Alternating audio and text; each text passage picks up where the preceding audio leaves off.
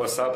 Assalamualaikum warahmatullahi wabarakatuh. Kabajamtoota fi jaallatamtoota ilmaan Oromoo guutuu addunyaa keessatti argamtan akkam nagaa fayyaa keessanii jirtu jajjabaattu Muhammad bin Al-Jaziraati. Ramadaan akkamitti isin qabee jira? Bareedaadha miti? Alhamdulillah. Hanga tokko Ramadaan waggaa darbee irra kan baranaa kana nuuf wayyaa maaliif kan waggaa darbee xiqqoo sababa koronaan akka harawaatti dhufuudhaan wal qabatee jechuudha. Hanga tokko nutti ulfaatee ture. Alhamdulillah amma guutumatti baduu baatullee hanga tokko masjidas dhaqamee hangi tokko salaatamaa jira waan ta'eedhaaf alhamdulillah kan waggaa darbee irra nama fooyyee qaba. Obboleewwan ergaa tokko isiniif dhaamuun barbaada keessattuu kanneen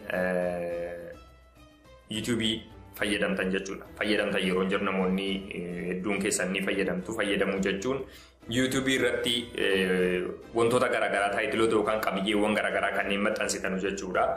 Isiniif ergaa qaba. Ergaan sunis maalidha? Nashiidaan ustaaza keenya Raayyaa Abbaa Maccaa haarawni jechuudha kan bara hijiraa 1442 yookaan akka lakkoofsa faranjootaatti bara 2021 albamni 34ffaan hangi tokko jechuudha akka yaaliitti muraasni hawaasa bira qaqqabee jira jechuudha. Kana namuu quba qaba jechuudha. I think guyyaa lama dura waan akkasiiti. Sanuma buufattanii kaatanii obboleewwan keenya kanneen dhuunfaa keessan irratti kan maxxansaa jirtan jirtu. Billaa aleek wantoota akkasiirra dhaabbadhaa. Waan kana yeroo hedduu irra deddeebi'amee dubbatama. Viidiyoodhaanis baanee gara Feesbuukaas dubbatamaa jira. Please.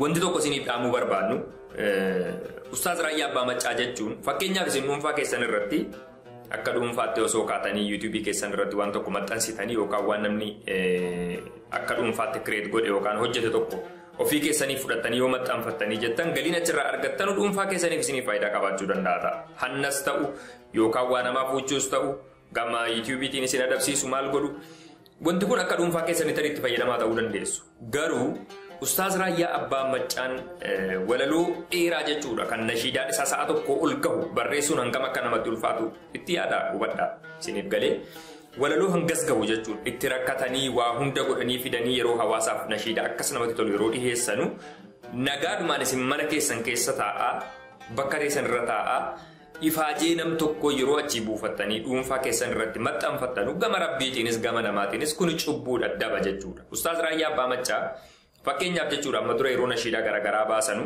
maddi galii isaanii tariitii kaaseeta gurguramurraa dhaabbata nashiidaa sana isaaniif maxxanse wajjiniin sheerii godhatanii ka'anii waan tokko fayyadamuu danda'u ta'a. Fakkeenyaaf isaan amma wanti kun yeroo tokko qofaa fi miti jechuudha irra deddeebi'amee waan hojjetamu waan ta'eedhaaf jechuudha bara baraan waan hawaasni musliimaa miliyoonotni eegu waan ta'eedhaaf jechuudha. Kanaaf isin dhuunfaa keessan irratti akkaawuntii isaaniirra daawunlood gootanii warri kan dhuunfaa keessan irratti maxxansitanu rabbiin isin uume isinitti haa ta'u waaqa isin uume isinitti haa ta'u dhiisaa. Maaliif yoo dandeessan liinkii sana achirraa sheerii godhaa uummataaf baay'ee bira qaqqabuuf jechuudha. Yookaan ammoo callisaa dhiisaa achumatti jechuudha. Achii daawunlood gootanii kan dhuunfaa keessan irratti maxxansinaa. Akka sanan isiniin jedhaa. Ergaadhuma kana isiniif dhaamuu barbaadeetanii obboleewwan musliimaa Ramadaana kan inshaallah duraa deemaa jira. Itti haa jajjabaannu, walitti haa jajjabeessinu, rabbiin haa kadhannu. Hooggantoota keenya jechuudha warreen maneedhaa keessatti dararaan guddaa keessa qaqqabaa jiran rabbiin akka nagaadhaan nuuf kennu gammachiisuuf maatii isaatti galanii akkuma waggaa darbe gammachuun soomaa turanii jedhanitti nagaadhaan Ramadaana isaanii akka soomanutti du'aa'ii haa goonuu fi rabbiin lammiilee keenya bakkeewwan garaagaraa keessatti rakkoo garaagaraa keessa miidhaa garaagaraa keessa jiran akka qaqqabuuf du'aa'ii haa goonuu fi kanuma isiniin jechuu barbaadaa hedduun isin jaaladhaa galatooma. Assalaamu alaikum wa rahmatullahi wa barakaatu.